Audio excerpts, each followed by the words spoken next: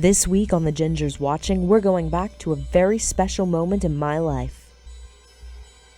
The day I watched my very first movie.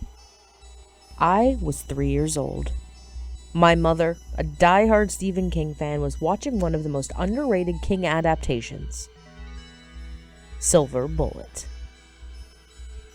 Even though Mom said it was scary, I begged to watch. She agreed and promised to tell me when the scary parts were coming.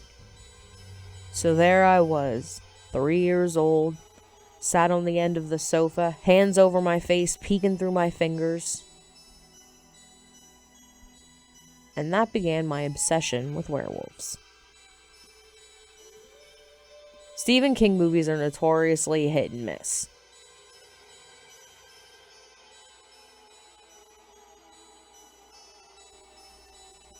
Silver Bullet is generally considered more on the miss side of the spectrum.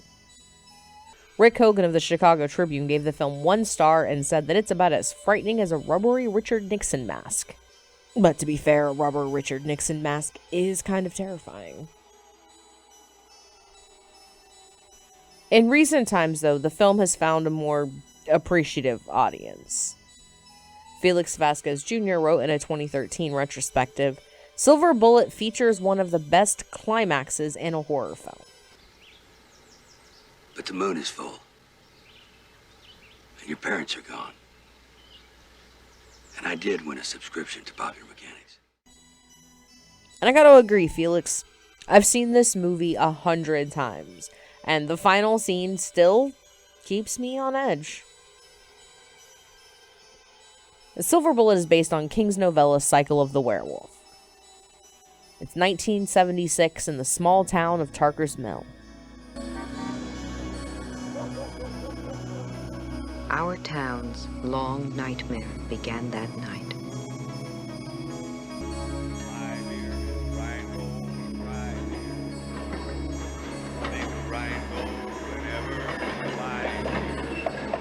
It's not bitter, not sweet, the real frosty treat.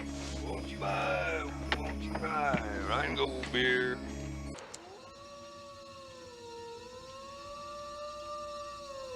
The killing had begun, but at first, no one knew it.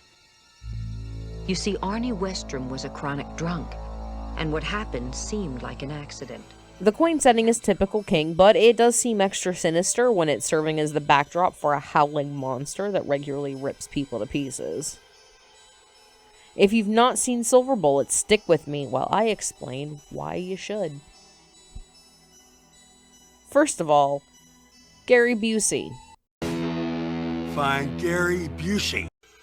Gary Busey in the outrageous role of alcoholic Uncle Red, the only grown-up that can be trusted. And Corey Haim is the clever Marty, who doesn't let his disability stop him from monster hunting. And some genuinely frightening scenes of townsfolk being stalked by a werewolf. It's under the fog. What are you saying? It's right here with us.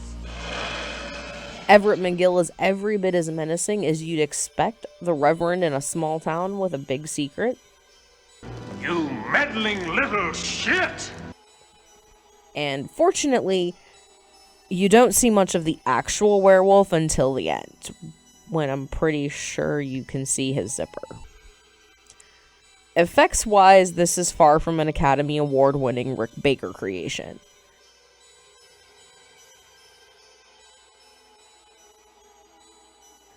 It is, however, a thoughtful story with more character development than you typically see in most horror films.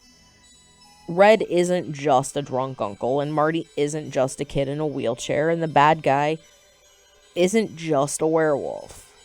If you overlook the Halloween shop wolf costume and the weirdly upbeat soundtrack,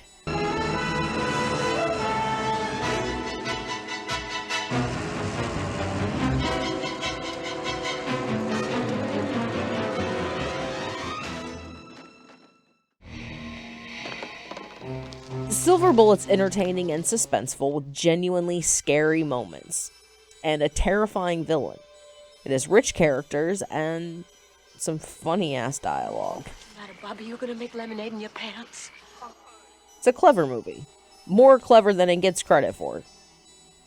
All of that is why this week the Ginger's watching Silver Bullet. If you want to watch this underappreciated monster tale, it's currently streaming on Prime, or you can buy it from the link in the description below. If you've seen Silver Bullet, leave a comment and let me know what you think, or leave your own recommendation for a movie I should watch next. As always, remember to like this video and subscribe so you don't miss out on any of the horror fun.